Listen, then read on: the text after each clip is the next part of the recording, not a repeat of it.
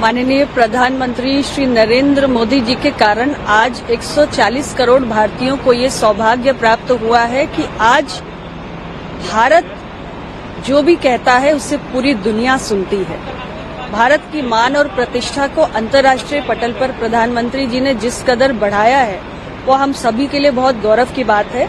और UN general assembly के 79 सत्र के लिए प्रधानमंत्री जी यहाँ पर आए और हमेशा की तरह जो प्रधानमंत्री जी का एक खास उनका अंदाज है कि वो विदेशों में बसे हुए भारतीयों से जरूर संवाद करते हैं, तो इस बार भी यहाँ आए और बहुत जोशो खरोश के साथ भारतीयों ने प्रधानमंत्री जी का अभिनंदन किया, स्वागत किया। प्रधानमंत्री जी ने उनको एक नई ऊर्जा भी देने का काम किया अपने शब्दों से। एक प्रोग्रेसिव, अनस्टॉपेबल, स्पिरिचुअल, ह्यूमैनिटी के लिए कमिटेड और प्रॉस्पेरस भारत की उन्होंने बात की और ये भी कहा कि तीसरे कार्यकाल में भारत 3 गुना तेज गति से काम करते हुए उनकी सरकार में उनके नेतृत्व में आगे बढ़ेगा।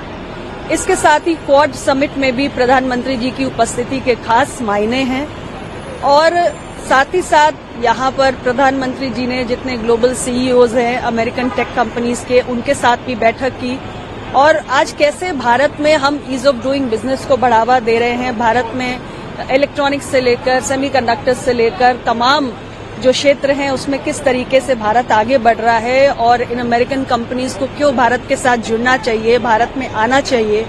आज भारत एक globally one of the most attractive destination for investment बन चुका है।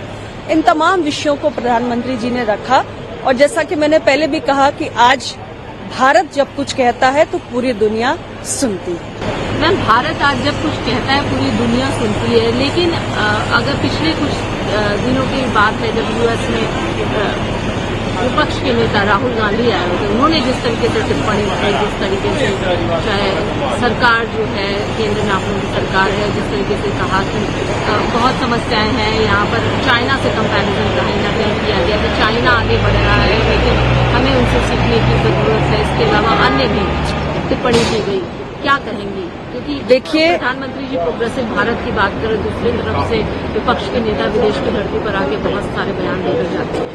देखिए, हमारे विपक्ष के नेतागण को ये समझने की आवश्यकता है, खास तौर से आदरणीय राहुल गांधी जी को, कि विपक्ष के नेता के रूप में उनकी भूमिका निश्चित रूप से सरकार की आलोचना की है, सरकार को कटघरे में खड़ा करने की है, लेकिन यह भूमिका उनकी देश के भीतर होनी चाहिए।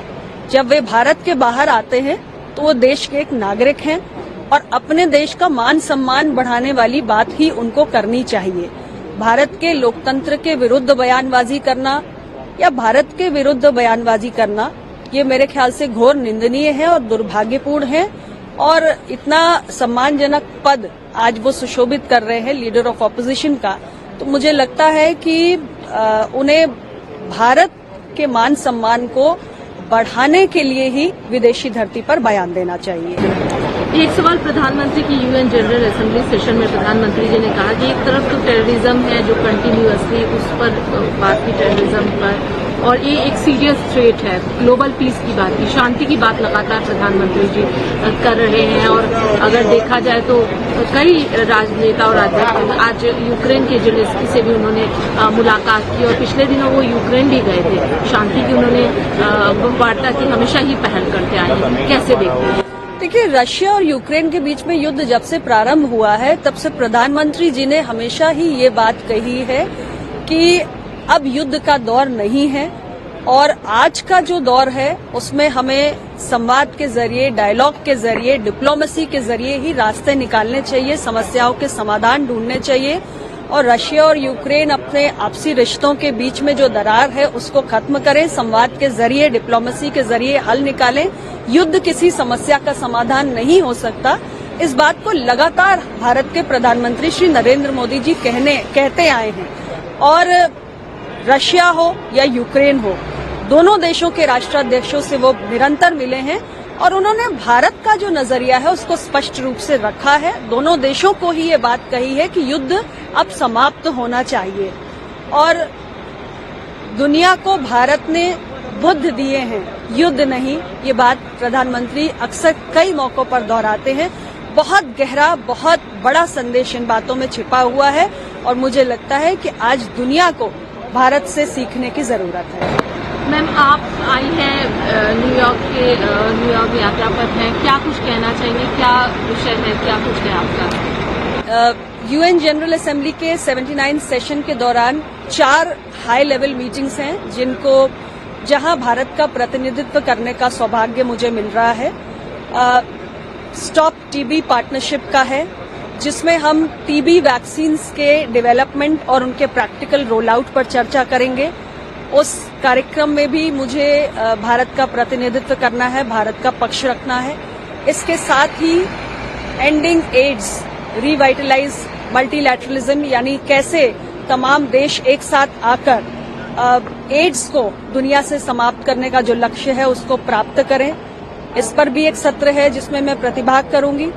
और इसके साथ ही एंटी माइक्रोबियल रेजिस्टेंस, जिस तरीके से आज दुनिया के अंदर एक बहुत बड़ा खतरा बना हुआ है और 2050 तक हम ये मानते हैं कि अगर हमने AMR को कंट्रोल नहीं किया, इसे कंटेन नहीं किया, तो 10 मिलियन लोग हर साल उनकी मौत हो सकती है। एंटी माइक्रोबियल रेजिस्टेंस पर भी एक विशेष सत्र है, एक हाई लेवल मीटिंग है जिसमें मैं भारत का प्रतिनिधित्व करूंगी। और चौथा, आप जानते हैं कि G20 की प्रेसिडेंसी अब ब्राजील के पास है, तो एक उन्होंने पहल की है और joint health finance task force बना हुआ है जिसमें हम सोशल डिटर्मिनेंट्स ऑफ हेल्थ के ऊपर बात करेंगे। इसके साथ ही उनका अपना एक प्रस्ताव है ब्राजील का डेट फॉर हेल्थ स्वैप को लेकर, जिस पर तमाम प्रतिनिधि देश चर्चा करेंगे। उस एक इवेंट में भी मेरी भागीदारी होगी। तो कुल मिलाकर 4 ऐसे हाई लेवल मीटिंग्स हैं जो अलग अलग 4 विषयों पर हैं।